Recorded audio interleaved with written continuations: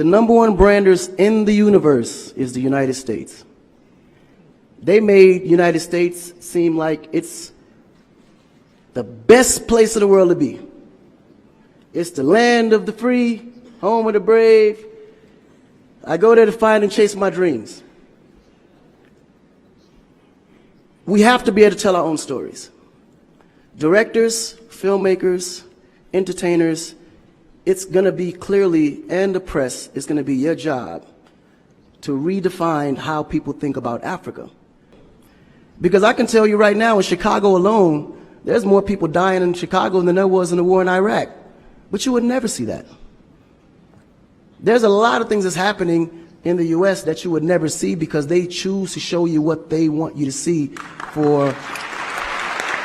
No one puts their family business out into the street. One of the problems we have in Africa is that when something happens, the press is quick to put out negative energy and quick to put out a negative story. And then that story goes on to internet, and other broadcasting systems take it and they post it. So when you look at places like Kenya, for instance, that I know of, maybe 2 terrorist attacks, but it was everywhere. So now people was afraid to go to Kenya because somebody shot up the mall.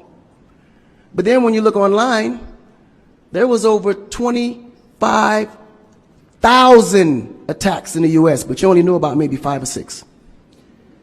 You get to the point where you think Africa's just a big jungle.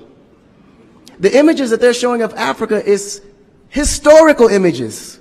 This is way before civilization. This is when they were still, battling with spears, like times of Shaka Zulu. No, I'm serious. But then when you look at the U.S., they're showing Superman, Batman,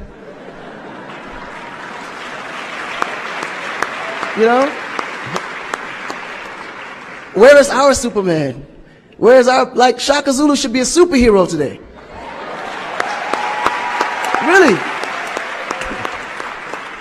So we have to tell our own stories. I mean, even Jesus is white. And you believe it.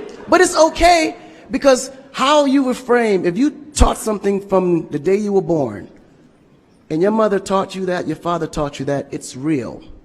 You never look at your mom and your dad as liars. But their mother and father taught them the same thing, because that's the kind of history that's put out for them to believe.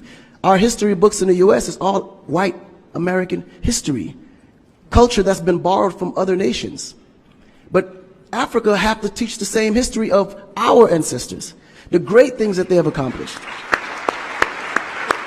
And it's going to be the jobs of directors like yourself, filmmakers like yourself, to narrate that story. How do we want to be perceived? How do we want that story to be narrated to the rest of the world? This younger generation, we kind of figured it out. Because now, when you look at hip-hop in America, every rapper is rich. Gold chains, Bentleys, nice girls by the pool with bathing suits in this big mansion. And then, when the video's over, they get on their phone and call an Uber. They don't even come in the Bentley that you just saw in the TV. But you go to Nigeria, we got Wizkid, Davido, P-Square, all these guys driving a Bentley, Mercedes. They actually own those cars. I saw the check, nigga. Huh?